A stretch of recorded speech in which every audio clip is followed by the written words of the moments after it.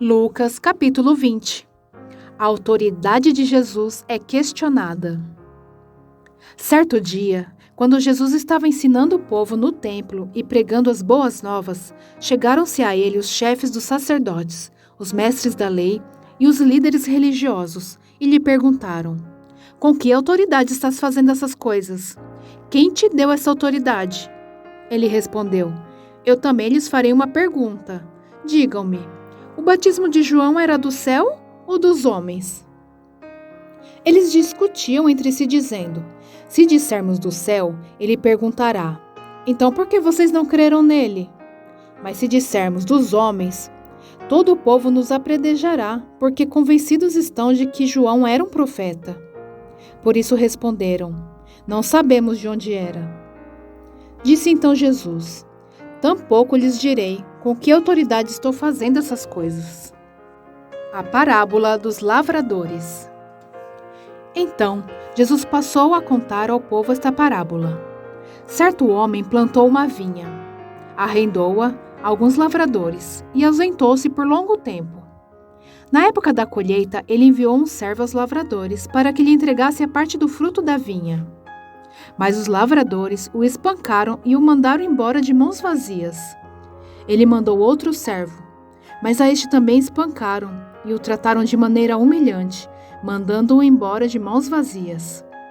Enviou ainda um terceiro, e eles o feriram e o expulsaram da vinha. Então o proprietário da vinha disse: Que farei? Mandarei meu filho amado, quem sabe o respeitarão. Mas quando os lavradores o viram, combinaram entre si dizendo: Este é o herdeiro, vamos matá-lo, e a herança será nossa. Assim lançaram-no fora da vinha e o mataram. O que lhes fará então o dono da vinha?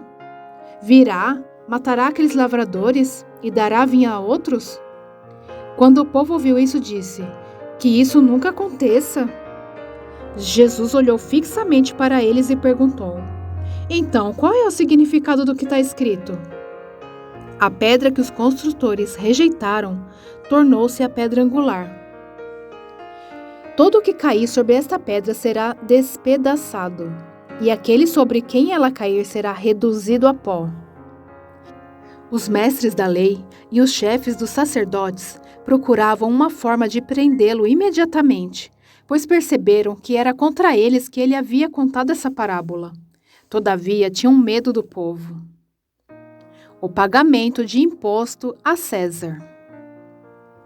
Pondo-se a vigiá-lo, eles mandaram espiões que se fingiam justos para apanhar Jesus em alguma coisa que ele dissesse, de forma que o pudesse entregar ao poder e autoridade do governador. Assim, os espiões lhe perguntaram: Mestre, sabemos que falas e ensinas o que é correto e que não mostras parcialidade, mas ensinas o caminho de Deus conforme a verdade. É certo pagar imposto a César ou não? Ele percebeu a astúcia deles e lhes disse: Mostre-me um denário. De quem é a imagem e a inscrição que há nele? De César, responderam eles. Ele lhes disse: Portanto, deem a César o que é de César, e a Deus o que é de Deus. E não conseguiram apanhá-lo em nenhuma palavra diante do povo. Admirados com a sua resposta, ficaram em silêncio. A realidade da ressurreição. Alguns dos saduceus, que dizem que não há ressurreição, aproximaram-se de Jesus com a seguinte questão: Mestre, disseram eles, Moisés nos deixou escrito que se o irmão de um homem morrer e deixar a mulher sem filhos, este deverá casar-se com a viúva e ter filhos para o seu irmão. Havia 7 irmãos. O primeiro casou-se e morreu sem deixar filhos. O segundo e o terceiro, e depois também os outros, casaram-se com ela, e morreram os 7 sucessivamente sem deixar filhos. Finalmente morreu também a mulher. Na ressurreição, de quem ela será esposa, visto que os 7 foram casados com ela?